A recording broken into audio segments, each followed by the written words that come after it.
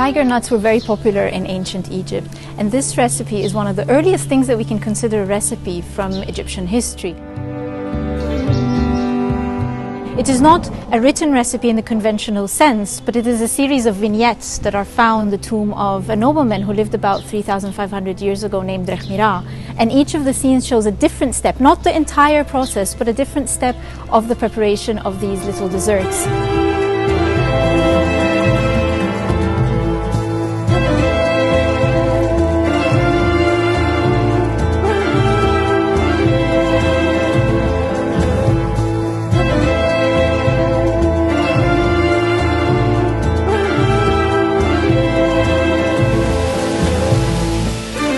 These recipes come from many different places, from many different time periods, and they show just how diverse and rich Egyptian culinary history is.